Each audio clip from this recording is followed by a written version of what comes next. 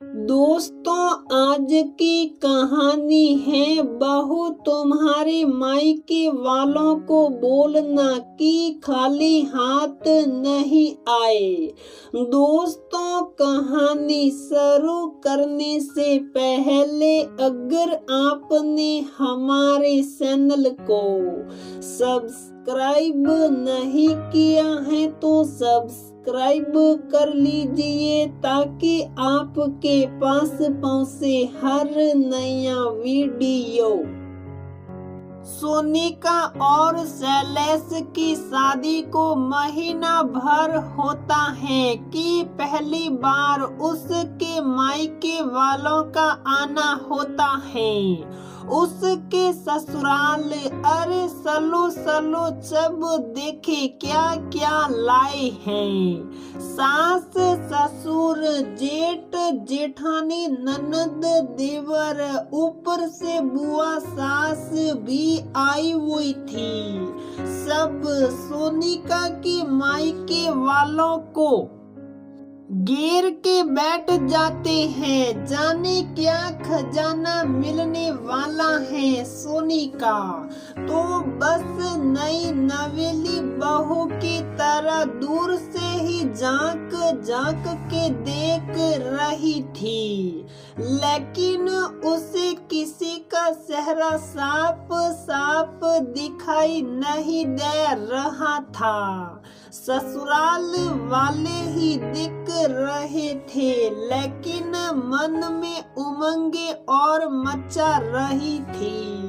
नैन देखने को तरस रहे थे। मन तो कर रहा दौड़ कि सबके पास चली जाऊं, गले लग जाऊं, जाने कौन कौन आए हैं। लेकिन अब ससुराल में तो हर पल मसलते मन को काबू में ही रख, सूझबूझ से सब कार्य करना होगा। इतने में जेठानी के छोटे से बेटे, जिसको घर में सभी गोलू नाम से बुलाते हैं, उसने तपाक से पूछ डाला, आप जो सामान लाए हैं उसमें चॉकलेट भी जरूर होगी ना मेरे लिए।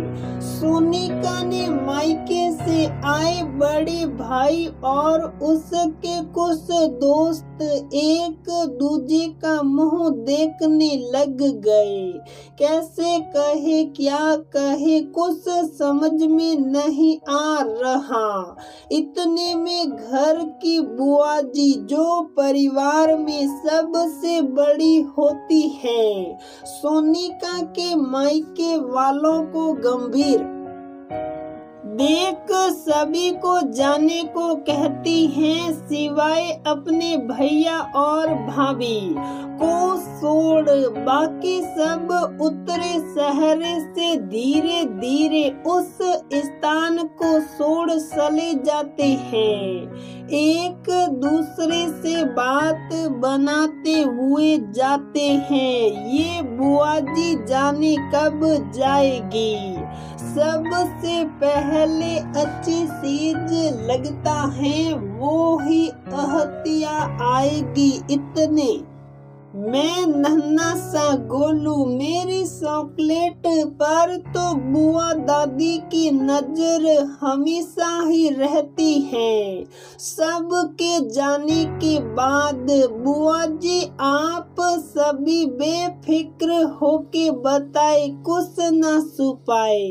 तो सोनिका का बड़ा भाई हाथ जोड़ खड़ा हो जाता है और कहता है, माफी चाहता हूँ, हम सभी पहली बार आए, वो भी खाली हाथ।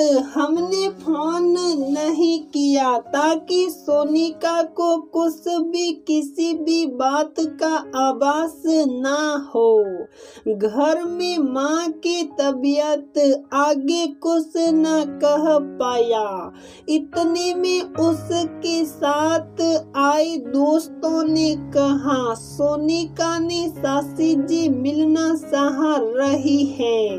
और डॉक्टर ने जवाब भी दे दिया, बुआ जी नरम शब्दों में ऐसा क्या हुआ? समदन जी को जो डॉक्टर ने जवाब दे दिया, सोनिका के सम्मान की तैयारी कर रही थी कि पहली बार जो भी लेने जाएगा बिटिया को उसके साथ कुछ सामान सभी के लिए वो भेजेगी।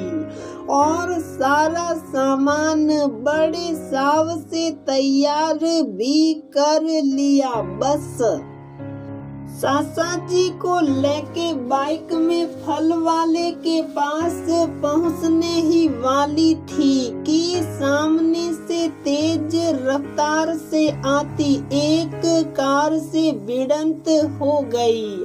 सासा जी को बस जग जग खरोंच लगी, लेकिन सासी जी नीचे गिर पड़ने से उनकी स्थिति बड़ी नाजुक हो गई थी। सासा जी के मोबाइल से किसी अनजान व्यक्ति का कॉल आते ही सारी घटना मालूम होती है। हम सब जैसे तैसे सब छोड़ वहां पहुंचे। हमें देख सासी जी तो लड़खड़ाई।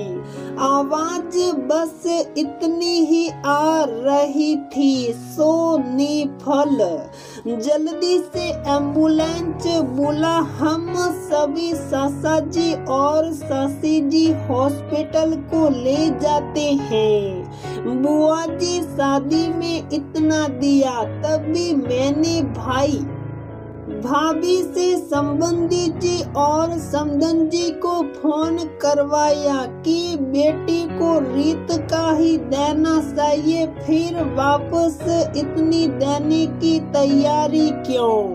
और इसी चक्कर में उनके ये हालत हो गए। आज से मैं ये पुरानी रीत सदा के लिए उठाती हूँ। किसी घर से बेटी लाए या ब्याहे ससुराल में खाली हाथ आने या जाने में कोई दिखावा ना होगा। बुआ जी मैं पूछती हूँ, शादी के बाद बेटी के घर खाली हाथ आने में शर्म कैसी?